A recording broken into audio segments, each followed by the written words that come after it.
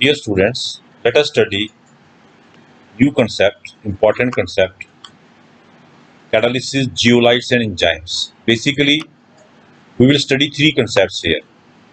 First catalysis, then zeolites and then enzymes. What is catalysis? हमने chemical kinetics में भी study किया था. A substance which alters the rate of chemical reaction without itself undergoing permanent change is called as catalyst. जो substance rate of chemical reaction को alter कर सके, change कर सके अपने में बिना चेंज लाए, without itself undergoing any change, that is called as catalyst. बच्चे उसको हम क्या कहेंगे? Catalyst. Action of catalyst. Now catalysis को डिफाइन करना हमने बच्चे. Catalysis, the action of catalyst in bringing about any change in the rate of reaction is called as catalysis. Action of catalyst in bringing about the change in the rate of chemical reaction. ठीक है ना बच्चे?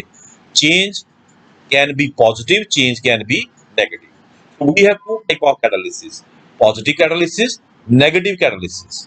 ठीक है? If a catalyst increases the rate of reaction, then it is called as positive catalyst, and the phenomena is called as positive catalysis. For example, the composition of hydrogen peroxide in presence of manganese dioxide is an example of positive catalysis. Here manganese dioxide is a positive catalyst. एक example दी है बच्चे कि अगर हम hydrogen peroxide को manganese dioxide की presence में decompose करते हैं तो मैंगनीज डाइऑक्साइड क्या करता है? हाइड्रोजन पेरोक्साइड की डिकम्पोजिशन को फास्ट कर देता है, एनहांस कर देता है, इंक्रीज कर देता है. Therefore, manganese dioxide is a positive catalyst. दूसरे साइड पे, if a catalyst decreases the rate of reaction, then it is called as negative catalyst. अब हम इसको क्या बोलते हैं बच्चे? Negative catalyst. A catalyst is negative catalyst. For example, oxidation of chloroform in presence of alcohol. Chloroform में अगर आप थोड़ा सा अल्कोहल डाल दें बच्चे, what happens? क्लोरोफॉर्म की ऑक्सीडेशन कम हो जाती है. That is, it decreases the decomposition of chloroform. So hence here alcohol is a negative catalyst. हमने अल्कोहल डाला बच्चे, उसने जो हमारी डिकम्पोजिशन है किसकी बच्चे? क्लोरोफॉर्म की, उसको कम किया. So in this case alcohol is a negative catalyst. The term catalyst used without any prefix. बच्चे याद रखें, अगर हम विदाउट प्रीफिक्स कैटालिसिस टर्म को यूज करें, कैटालिस्ट टर्म को यूज करें, इट मीन पॉजिटिव. और हम लिखें this substance is a catalyst in this reaction, what does it mean? It mean it is a positive catalyst. इसका मतलब क्या है बच्चे कि ये कौन सा कैटालिस्ट है बच्चे? Positive catalyst. So this is very important. It mean it is a positive catalyst. Next we have type of catalysis. Catalysis की types. How many types of catalysis are there? There are two broad categories of catalysis. One is homogeneous catalysis and second is बच्चे heterogeneous catalysis. अब question rise होता है what is homogeneous catalysis and what is heterogeneous catalysis. Homo मतलब same, geneous mean phase. If the reactant and the catalyst are in same phase, अगर reactant और catalyst बच्चे same phase में हो, we call it homogeneous catalysis. If the reactant and the catalyst are in same phase, जैसे लिखा है कि if catalyst is present in same phase as reactant, it is called as homogeneous catalyst, and the process is called as homogeneous catalysis. Catalysis is a process, catalyst is a substance. So this type of catalytic process is called as क्या बच्चे? homogeneous catalysis. ऐसे process को हम क्या कहते हैं बच्चे? Homogeneous catalysis, जिसमें कैटालिस्ट और रिएक्टेंट सेम फेस में होंगे. कुछ एग्जांपल्स यहां पे दी हैं बच्चे, जैसे combination of sulphur dioxide and oxygen in presence of NO. Here sulphur dioxide is gas, oxygen is gas, NO nitric oxide is gas. So here all the three substances, that is two reactants and one catalyst, are in same phase. Hence, it is an example of homogeneous catalysis. Similarly, hydrolysis of ethyl acetate in presence of acid. In presence of acid, तो यहां पे ethyl acetate, water, hydrolysis water, acid यहां पे catalyst है, और all in the same phase, that is liquid state. कौन सी state में बच्चे? Liquid state. इथाइल एसीटेट की जब हम हाइड्रोलिसिस करते हैं वाटर के साथ, what happens? We get acetic acid and ethyl alcohol, है ना। ये आपका है बच्चे, दिस इज द मॉलिक्यूल। कौन सा मॉलिक्यूल है ये बच्चे? This molecule is ethyl acetate, C2H5। Water ने इसकी हाइड्रोलिसिस करनी बच्चे, HOH। जब ऑर्गेनिक केमिस्ट्री हम पढ़ेंगे उसमें हम आपको इसका मैकेनिज्म भी करवा देंगे। यहाँ पे बच्चे रिएक्शन क्या है, इस तरीके से रिएक्शन है। OH ने रिप्लेस करना बच्चे किसको? OH will replace OC2H5। ये जो आपका वाटर का OH है, इसके पास लोन पेयर है, ये न्यूक्लियोफाइल बन के कार्बन के ऊपर अटैक करेगा और यहां से किसको भगाएगा? अगर मैं रबर का इस्तेमाल करूं, मैं आपको इसका मैकेनिज्म यहां बता ही दूं। यहाँ पे ये जो ऑक्सीजन है बेसिकली सिंगल बॉन्ड वो है ना, यहाँ पे सिंगल बॉन्ड है OC2H5। तो जब वाटर यहाँ पे न्यूक्लियोफाइल बन के अटैक करेगा, ये किसको भगाएगा? OC2H5 को, इस तरीके से, ठीक है ना।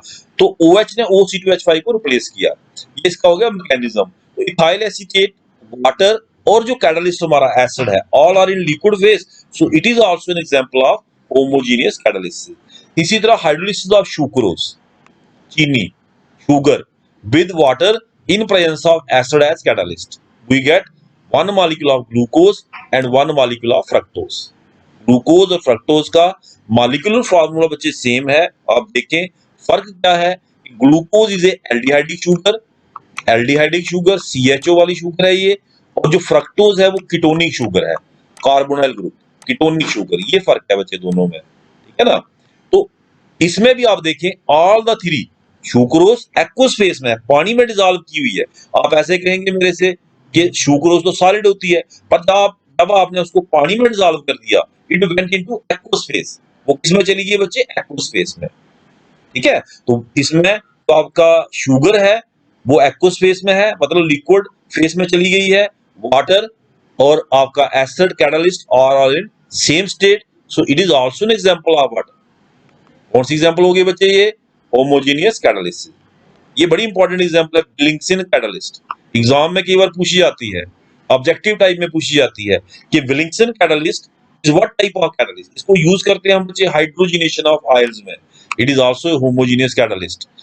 ट्राइफिनाइल फॉस्फीन रोडियम क्लोराइड, बच्चे इसका पूरा नाम triphenyl phosphine tris. Triphenyl phosphine तो ये अंदर वाला है, ट्रिस 3 टाइम है ये, tris triphenyl phosphine rhodium chloride. So this is also an example of what? Homogeneous catalyst। ठीक है बच्चे, तो ये था homogeneous catalysis। अब इसके आगे जो नेक्स्ट क्वेश्चन है that is also very important बच्चे, वो क्या है? थ्योरी ऑफ होमोजेनियस कैटलिसिस, कि होमोजेनियस कैटलिस्ट ऑपरेट कैसे करता है, व्हाट इज द थ्योरी। तो मॉडर्न व्यू है बच्चे, जो मॉडर्न व्यू है वो कहता है कि होमोजेनियस कैटलिस्ट पहले स्टेप में रिएक्टेंट से रिएक्ट करता है, it enters into chemical combination with one or more of the reactant initially, and finally जो intermediate बनता that makes we get the product along with the regeneration of catalyst। catalyst तभी catalyst माना जाता है बच्चे if it get regenerated, जिस state में हमने उसको डाला ऐसा ही हमें मिलना चाहिए वापस। तो ये मॉडर्न मैकेनिज्म कहता है कि होमोजेनियस कैटालिसिस में जो कैटालिस्ट है वो केमिकल कॉम्बिनेशन में एंटर करता है in one or more reactant, and at the end it get regenerated along with formation of product. Catalyst ने क्या किया बच्चे? Catalyst provide alternative path. Catalyst ने एक नया रास्ता दिया, alternative path with lower activation energy. For example देखें बच्चे, NO और इंटरेस्टिंग एग्जांपल है यहाँ पे, NO और O2 का कॉम्बिनेशन, सॉरी सल्फर डाइऑक्साइड और O2 का कॉम्बिनेशन अगर हम डायरेक्ट करवाते हैं without using catalyst, sulphur dioxide बच्चे और O2 का कॉम्बिनेशन अगर हम करवाते हैं without catalyst, the reaction rate is very slow. हमें मिलती है बच्चे sulphur trioxide, we get sulphur trioxide, the reaction rate is very slow. लेकिन जब इसी रिएक्शन को हम इन प्रेजेंस ऑफ NO करवाते हैं, the reaction become fast, it become fast. Nitric oxide here act as catalyst. अब क्वेश्चन राइज होता है नाइट्रिक एसिड ने ऐसा इसमें क्या कर दिया, तो कहता है nitric acid enter into chemical combination with O2, one of the reactant, and gave us intermediate NO2. NO2 then oxidized sulfur dioxide into sulfur dioxide along with the regeneration of catalyst. So it provided an alternative path. पहले sulphur dioxide और oxygen को directly react करना पड़ रहा था, अब क्या हुआ, अब उनको डायरेक्टली रिएक्ट नहीं करना पड़ रहा। व्हाट इज हैपनिंग, ऑक्सीजन पहले रिएक्ट कर रही है NO से, we are getting NO2 and then NO2 is oxidizing sulfur dioxide into sulfur trioxide, that is NO is giving alternative path with lower activation energy। पहले जो रास्ता था उसमें जो एक्टिवेशन एनर्जी इन्वॉल्व थी बच्चे वो ज्यादा थी, अब जो रास्ता है उसमें एक्टिवेशन एनर्जी इन्वॉल्व कम है, and hence the rate of reaction increases. ठीक है बच्चे, सो this is the theory of homogeneous catalysis. Second is heterogeneous catalysis। now what is meant by heterogeneous catalysis, नाम से पता चलता है बच्चे, अगर आपको होमोजेनियस कैटालिसिस की डेफिनेशन सही से समझ आई हो तो हेटेरोजेनियस कैटालिसिस को डिफाइन करना मुश्किल नहीं है। Hetero mean different, when catalyst and reactant are in different phase it is called as heterogeneous catalysis, and the catalyst is called heterogeneous catalyst. और कैटलिस्ट को हम क्या बोलते हैं बच्चे, हेटेरोजेनियस कैटालिस्ट। मैं आपको एक इंटरेस्टिंग एग्जांपल यहाँ पे देता हूँ। फॉर एग्जांपल देखें, मैं उसी को लेता हूँ, सल्फर डाइऑक्साइड और ऑक्सीजन का कॉम्बिनेशन। यहाँ पे हमने होमोजेनियस में हमने इसको डिस्कस किया, in this NO was catalyst, all the three are in the same phase, gaseous phase. यहाँ पे यही रिएक्शन हम कर रहे हैं, but catalyst is vanadium pentoxide, reactants are in gaseous state and catalyst is in solid state। this is very interesting example बच्चे, ये एक इंटरेस्टिंग एग्जांपल है। सेम रिएक्शन है but catalyst are different, one category belongs to homogeneous, the other category belongs to but heterogeneous. ये वाली जो पहला हमने रिएक्शन पढ़ा इट वाज होमोजेनियस कैटालिसिस, और अब जो मैं आपको दिखा रहा हूं ये, जिसमें वेनेडियम पेंटाऑक्साइड को मैं एज कैटालिस्ट यूज कर रहा हूं, reactants are in gaseous state, catalyst is in solid state, so it is an example of heterogeneous catalysis। similarly combination of nitrogen and hydrogen to form ammonia, यहाँ पे क्या है बच्चे, नाइट्रोजन और hydrogen gaseous state में है, और जो कैटलिस्ट हम यूज कर रहे हैं आयरन वो सॉलिड स्टेट में है, so it is also an example of what, heterogeneous catalysis। manufacture of nitric acid in presence of platinum as catalyst, ammonia plus oxygen gives NO plus water, ये उसका पहला step है। हमें पूरे step यहाँ लिखने की जरूरत नहीं, हमने उसी स्टेप को लिखा जिसमें हमने कैटलिस्ट को यूज किया, है ना, ये पहला स्टेप है। उसके बाद फिर NO फर्दर स्टेप करती और ultimately we get nitric acid, this is the first step. In this we use platinum solid as catalyst. ठीक है बच्चे, तो simple heterogeneous catalysis is that catalysis in which the reactant and the catalyst or in different phase। usually normally बच्चे maximum cases में आप देखेंगे जो इसमें रिएक्टेंट्स होते हैं वो नॉर्मली गैसियस स्टेट में होते हैं, और जो कैटलिस्ट होता है वो सॉलिड स्टेट में होता है ज्यादातर केसेस में। एक और एग्जांपल दिया है बच्चे, hydrogenation of oils, hydrogenation of oils, hydrogenation of alkenes. इसमें हम निकल या प्लेटिनम या प्लेडियम को यूज करते हैं एज कैटलिस्ट। जैसे सिंपल हम अल्कीन ले लें, हाइड्रोजनेशन ऑफ आयल में भी हम अनसैचुरेटेड पार्ट को सैचुरेटेड कन्वर्ट करते हैं, सेम प्रोसेस, डबल बॉन्ड को single bond, addition of hydrogen. तो here alkene gas, hydrogen gas and nickel और प्लेटिनम सॉलिड। तो अल्कीन पे H2 ऐड होगा, रिएक्शन तो आप कर सकते हैं आसानी से बच्चे, hydrogen CH2 double bond CH2,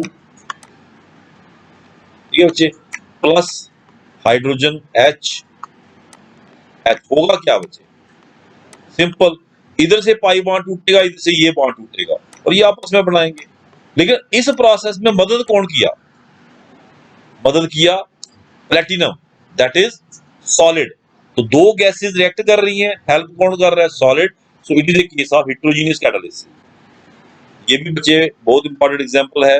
जैसे उधर हमने पढ़ा ब्लिक्सन कैटलिस्ट, यहाँ पे एग्जांपल आ गई Ziegler Natta catalyst, Ziegler Natta, है ना, ये देखें Ziegler Natta. It is an example of what? It is an example of heterogeneous catalysis. Catalyst का केमिकल नाम क्या है? It is a mixture of titanium tetrachloride and trialkyl aluminium. The combination of two this is called as Ziegler Natta catalyst and it is used, इसको कहां पे use करते हैं हम बच्चे? Polymerisation of ethene, polythene, polythene के लिफाफे आप घरों में यूज करते हैं।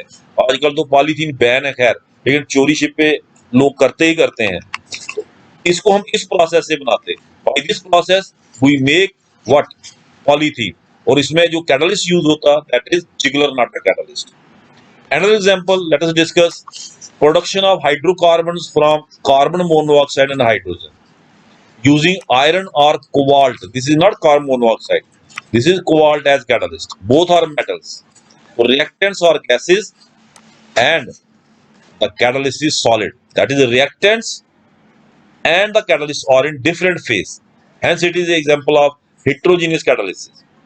Mechanism of heterogeneous catalysis बहुत interesting है ये। होमोजीनियस कैटालिसिस का जो मैकेनिज्म है वो क्या है?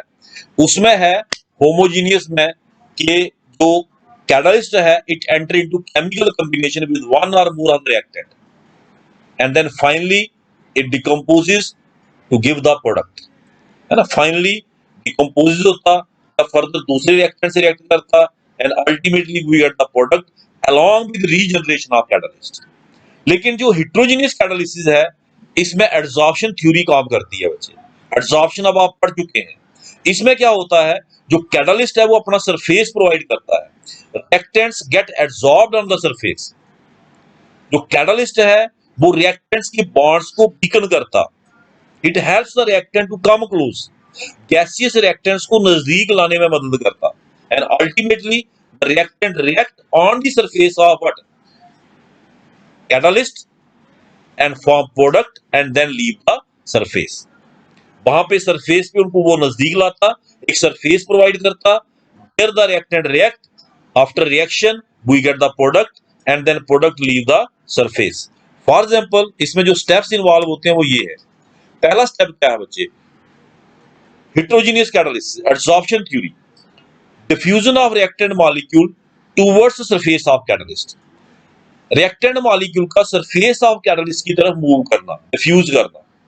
Second step, adsorption of reactant molecule on the active sites on the surface of catalyst. जो रिएक्टेंट्स है वो कैटालिस्ट की एक्टिव साइड पे क्या हो जाते हैं बच्चे? एड्सॉर्ब हो जाते हैं। देयर में भी फिजिकल, देयर में भी केमिकल। गैसियस रिएक्टेंट जैसे लिखा है बच्चे, may be chemically adsorbed and may undergo further fragmentation. मतलब कैटालिस्ट जो आपका है वो रिएक्टेंट के बॉन्ड्स को भी ब्रेक कर सकता। अगर आपने केमिकल एड्सॉर्प्शन पढ़ी है, adsorption of hydrogen on the surface of platinum और निकल, तो आपने देखा होगा वहां पे हाइड्रोजन जब एड्सॉर्ब होता कैटालिस्ट के सरफेस पे, initially it get physically adsorb, then its bond break and then it get chemically adsorb, है ना। जैसे मैं यहाँ पे दिखाना चाहूं, ये प्लैटिनम का एक एटम आ गया बच्चे, ये प्लैटिनम मेटल का सरफेस है, प्लैटिनम मेटल का ये सरफेस है बच्चे। मैं प्लैटिनम के एटम शो कर रहा हूं सरफेस वाले, ठीक है। तो ये आपका हाइड्रोजन है। तो हाइड्रोजन क्या करेगा बच्चे? पहले इसके सरफेस पे होगा adsorb chemically bye van der वाल forces, sorry physically, physical attraction होगी। कौन सी अट्रैक्शन होगी? वैन डर वाल। अल्टीमेटली क्या होगा? What will happen? Ultimately hydrogen इसके सरफेस पे केमिकली एड्सॉर्ब हो जाएगा, इसका जो एच बॉन्ड है वो ब्रेक हो जाएगा and it get chemically adsorb, permanent bond. ये तो यहाँ पे यही लिखा हुआ है कि जो गैसियस रिएक्टेंट है वो केमिकली एड्सॉर्ब भी हो सकता on the surface of solid catalyst. उसके बाद क्या होगा बच्चे? जब एड्सॉर्प्शन हो गई रिएक्टेंट की, रिएक्टेंट नजदीक आ गए, what will happen? Reaction will take place. The adsorbed reactant either react to form product or first they form intermediates with the surface of catalyst which then decompose to form final product. कहता है जो reactants हैं वो catalyst के surface पे react करके सीधा product बना सकते या फिर रिएक्ट करके इंटरमीडिएट बना सकते पहले, which then finally decomposes to give the product। दोनों चीजें पॉसिबल है। जैसे हाइड्रोजनेशन ऑफ इथीन, ये रिएक्शन आपने पढ़ा बच्चे, ये हाइड्रोजन एडजॉर्ब हो गई।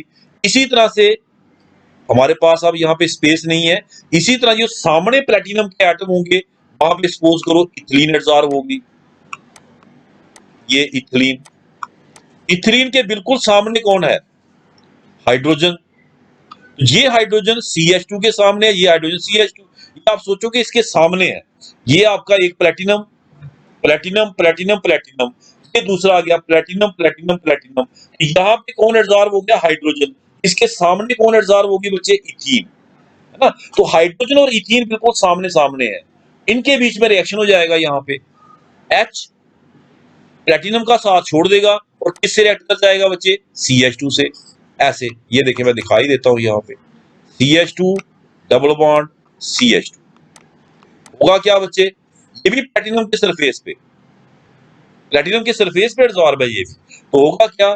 ये जो आपका हाइड्रोजन है ये इधर से बॉन्ड अपना खत्म कर लेगा और किससे बना लेगा? किससे बना लेगा बच्चे? हाइड्रोजन से। और हमें क्या मिल जाएगा बच्चे? CH3 और प्लेटिनम का सरफेस फिर से फ्री हो जाएगा। That is the catalyst get regenerated. और जैसे ही प्रोडक्ट बनेगी it get desorbed from the surface, ये सरफेस को छोड़ के चली जाए। ठीक है बच्चे। तो this was what? Adsorption theory, जिसकी मदद से हमने एक्सप्लेन किया how the heterogeneous catalysis takes place.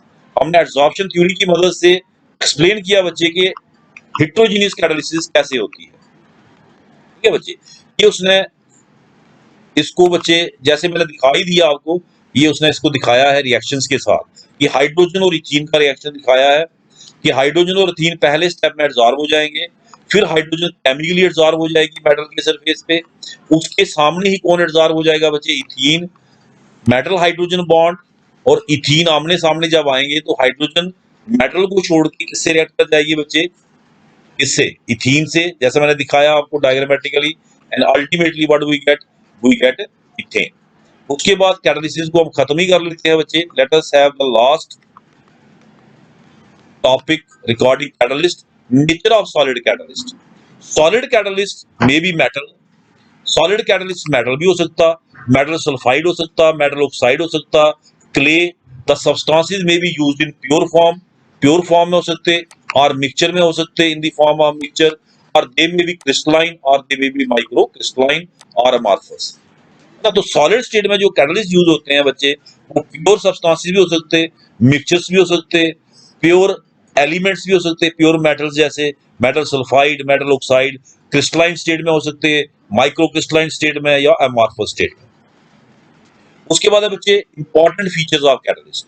पहला पॉइंट है बच्चे एक्टिविटी।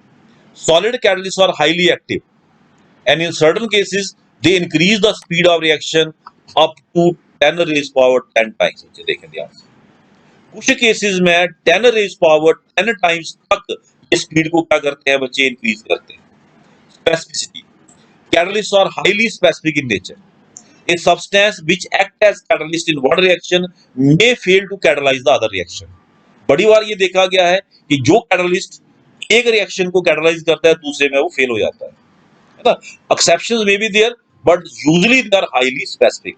सिलेक्टिविटी, सिलेक्टिविटी मतलब क्या होती है? सिलेक्टिविटी होती है कि डिफरेंट कैटलिस्ट सेम रिएक्शन को डिफरेंट डायरेक्शन में मोड़ रहे हैं। Same reaction, carbon monoxide plus hydrogen, same reactant, reaction नहीं बोल रहे, सेम रिएक्टेंट के रिएक्शन को डिफरेंट डायरेक्शन में, मतलब कैटलिस्ट में इतनी एबिलिटी होती है कि it gives specific direction to the what? reaction, and this is called as selectivity। So catalysts are highly selective। The selectivity of a catalyst is its ability to direct a reaction to form a particular product। है ना, catalyst में क्षमता होती है reaction को एक particular direction में ले जाने की, to form a particular product. For example combination of carbon and hydrogen in presence of different catalyst give different product। Nickel use करें we get methane, copper zinc oxide use करें, chromium trioxide, mixture of substances we get methyl alcohol. और हम use करें बच्चे copper, nickel use किया, methane, copper use किया, formaldehyde. तीन type के प्रोडक्ट मिले बच्चे, ध्यान से देखिए, 3 types by using 3 type of catalyst with same reactant. So here it proves that catalysts are highly selective. Thank you. Hope आपको ये टॉपिक समझ में आया।